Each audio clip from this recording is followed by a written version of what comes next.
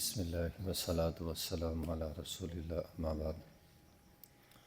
یہ صفحہ نمبر ہے 258 اور 260 اور آیت نمبر ہے 125، 126 اور 127۔ اعوذ باللہ من الشیطان الرجیم، بسم اللہ الرحمن الرحیم۔ فمن یرید اللہ ان یہدیہ یشرح صدرہ للاسلام ومن یرید ان یضلہ یجعل صدرہ ضيقا حرجا كأنما يصعد في السماء كذلك يجعل الله الرجس على الذين لا يؤمنون وهذا صراط ربك مستقیما قد فصلنا الآیات لقوم یذکرون لهم دار السلام عند ربهم وهو وليهم بما كانوا يعملون۔ فمن یرید اللہ، بس جس شخص کے بارے میں اللہ تعالیٰ ارادہ فرماتے ہیں ان یہدیہ، یہ کہ اسے ہدایت دیں، یشرح صدرہ للاسلام، اس کا سینہ اسلام کے لیے کھول دیتے ہیں، ومن یرید ان یضلہ، اور جس کے بارے میں ارادہ فرماتے ہیں ان یضلہ، یہ کہ تنگ کر دیں، یجعل یہ کہ اسے گمراہ کریں، یجعل صدرہ ضیقا، تو کر دیتے ہیں اس کا سینہ تنگ، حرجن، شدید تنگ، کأنما، گویا کہ یصعد فی السماء، وہ آسمان کی طرف چڑھ رہا ہے، کذالک، اسی طرح یجعل اللہ الرجس، اللہ بنا دیتا ہے عذاب کو، علی الذین لا یؤمنون، ان لوگوں پر جو ایمان نہیں لاتے۔ وہذا صراط ربک مستقیما، یہ اللہ کا راستہ، تیرے رب کا راستہ ہے، مستقیما، سیدھا۔ قد فصلنا الآیات، تحقیق اس نے کھول کر بیان کی ہیں نشانیاں، لقوم یذکرون، نصیحت حاصل کرنے والی قوم کے لیے۔ لہم دار السلام عند ربہم، اللہ تعالیٰ کے پاس دار السلام ہے، سلامتی والا گھر ہے، وہو ولیہم، وہی ان کا دوست ہے، ولی ہے، بما کانوا یعملون، بوجہ اس کے جو وہ عمل کرتے ہیں۔ تو بات یہ ہے کہ فمن یرید اللہ ان یہدیہ یشرح صدرہ للاسلام، جس کے بارے میں اللہ تعالیٰ ہدایت کا ارادہ فرماتے ہیں اس کا سینہ اسلام کے لیے کھول دیتے ہیں۔ حدیث میں ہے فمن یرید اللہ بہ خیرا یفقہہ فی الدین، جس کے بارے میں اللہ تعالیٰ خیر کا ارادہ فرماتا ہے اس کا سینہ اللہ کھول دیتا ہے۔ اللہ جب سینہ کھولتا ہے، دل کھولتا ہے، تو انسان کا دل، انسان کا سینہ دین کے تابع ہو جاتا ہے، اسلام کے تابع ہو جاتا ہے، اسے نیکی اچھی لگتی ہے، اسلام کے احکامات ہے، نماز ہے، روزہ ہے، دیگر احکامات اسے اچھے لگتے ہیں۔ نمبر 2، وہ شخص ومن یرید ان یضلہ یجعل صدرہ ضیقا، جس کا سینہ اللہ تعالیٰ تنگ کر دیتے ہیں۔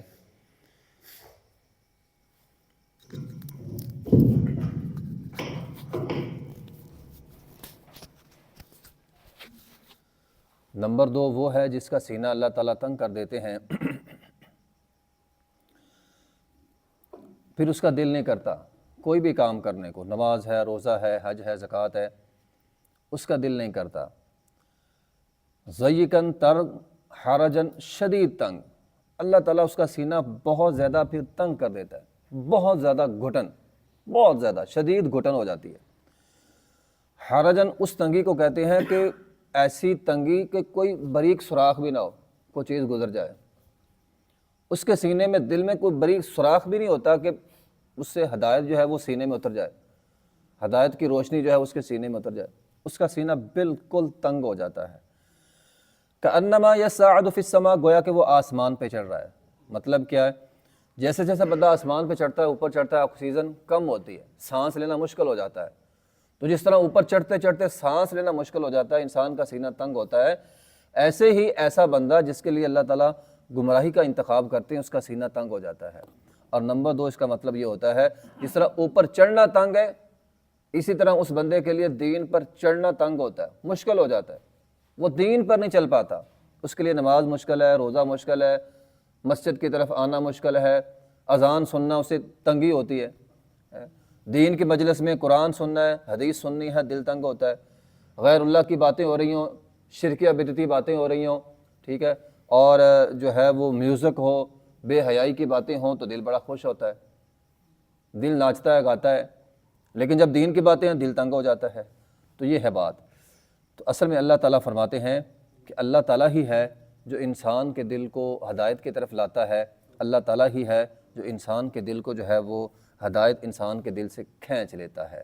اور ایک مقام پہ اللہ تعالیٰ نے خود فرما دیا ہے، جس طرح پچھلی آیات میں اللہ تعالیٰ نے فرمایا نا، نبوت اللہ کے اختیار میں، جس کو چاہے عطا کرے، یہ بات پیچھے ہم نے پڑھی۔ اسی طرح ہدایت بھی اللہ تعالیٰ کے اختیار میں، جس کو چاہے اللہ ہدایت دیتا ہے، جس کو چاہے نہیں دیتا۔ اب اللہ دیتا کس کو ہے؟ اللہ نے یہ قرآن میں بیان کر دیا۔ نبوت کے بارے میں اللہ تعالیٰ نے بیان نہیں کیا، نبوت تو اللہ جس کو چاہتا ہے دیتا ہے، لیکن ہدایت کے بارے میں اللہ تعالیٰ نے بیان کر دیا، وَيَهْدِي إِلَيْهِ مَنْ أَنَابَ، جو کوشش کرے گا اللہ اس کو ہدایت دیتا ہے۔ تو بات کرنے کا مقصد یہ ہے کہ ان کافروں نے کہا تھا کہ فلاں فلاں معجزہ دکھا دو، ہم مومن ہو جائیں گے، مسلمان ہو جائیں گے۔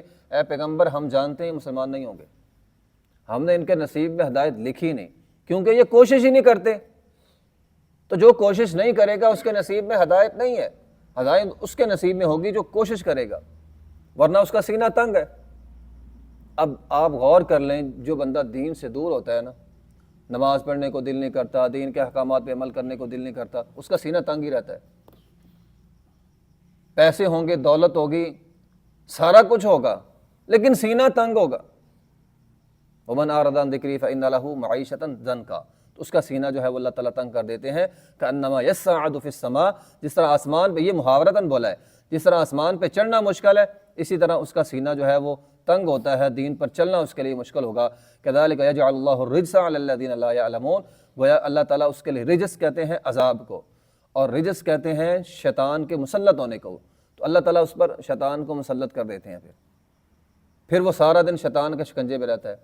اب وہ جس طرح وہ حدیث آتی ہے، جو بندہ فجر کی نماز نہیں پڑھتا، شیطان کان میں پیشاب، اب سارا دن وہ شیطان کے پیشاب میں رہا، شیطان اس کے اوپر مسلط رہا، گویا یہ اللہ تعالیٰ کی طرف سے رجس ہے، عذاب ہے اس کے لیے۔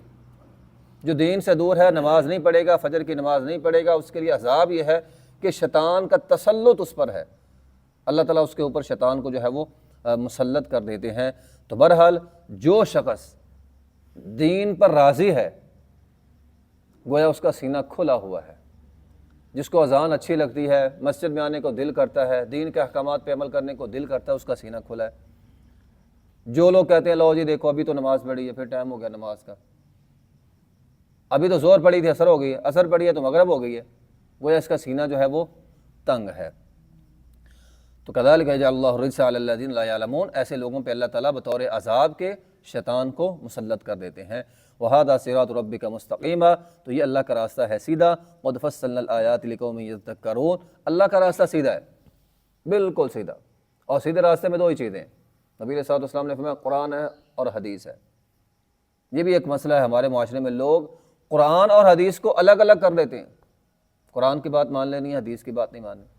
نبی علیہ الصلوۃ والسلام ایک دفعہ ٹیک لگا کے بیٹھے ہوئے تھے، آپ علیہ الصلوۃ والسلام نے فرمایا ایک زمانہ ایسا آئے گا، خبردار ایک وقت ایسا آئے گا، ایک شخص ہوگا جو ٹیک لگا کر بیٹھا ہوا ہوگا، جو کہے گا یہ قرآن ہے اس کی بات مان لو، یہ حدیث ہے اس کو چھوڑ دو۔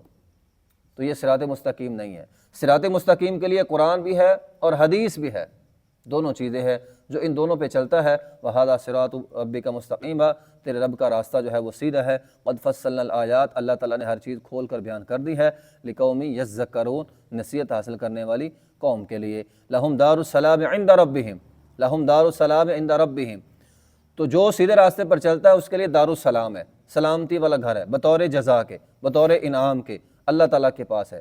دارالسلام جنت کو کہا گیا ہے کیونکہ جنت میں جانا ہے تو سلام، اللہ کی طرف سے سلام، فرشتوں کی طرف سے سلام، اور آپس میں جب ملیں گے سلام۔ جنتی لوگ جنت میں دو ہی کام کریں گے، ایک جب آپس میں ملیں گے سلام، جب الگ ہوں گے فآخر دعواہم ان الحمدللہ رب العالمین، الحمدللہ پڑھیں گے۔ یہ تو بات ہے جنت کی، جنت میں جب آپ کسی سے ملیں گے سلام، جب الگ ہوں گے الحمدللہ۔ اگر یہ دو چیزیں سلام اور الحمدللہ انسان دنیا میں اپنا لینا، اللہ تعالیٰ دنیا جنت بنا دیتے ہیں۔ سیدھی سی بات ہے، سلام سلامتی ہے، دعا ہے، دعائیہ جملہ ہے، اور الحمدللہ شکر ہے۔ ہماری زندگیاں تنگ اس لیے ہے کہ ہم شکر ادا نہیں کرتے۔ اگر ہم بات پہ وآخر دعواہم ان الحمدللہ کسی سے بات کر رہے ہیں، جب الگ ہونا ہے الحمدللہ پڑھ لیں، اللہ کی کوئی بھی نعمت ہے الحمدللہ پڑھ لیں۔ اگر سلام اور الحمدللہ اپنی زندگی میں شامل کر لیں، اللہ تعالیٰ دنیا جنت بنا دے گا۔ تو یہ جنت کی دو نعمتیں ہیں، اس کو زندگی کے اندر نافذ کر لیں، انشاءاللہ اللہ تعالیٰ انسان کی زندگی جو ہے وہ جنت بنا دیتے ہیں۔ تو لہم دار السلام عند ربہم، تو سلامتی والا گھر ہے عند ربہم، ان کے رب کے پاس، وہو ولیہم، اور وہ ان کا دوست ہوگا، اللہ دوست ہوگا، اللہ ولی ہوگا، بما کانوا یعملون، ہمارے عمل کی وجہ سے۔ تو بات پھر عمل کی آ گئی ہے، جو انسان عمل کرتا ہے، محنت کرتا ہے، کوشش کرتا ہے، اس کے لیے صراط مستقیم ہے، اور جو صراط مستقیم پر چلتا ہے اللہ تعالیٰ اس کا سینہ جو ہے وہ کھول دیتے ہیں۔ وآخر دعوانا الحمدللہ رب العالمین۔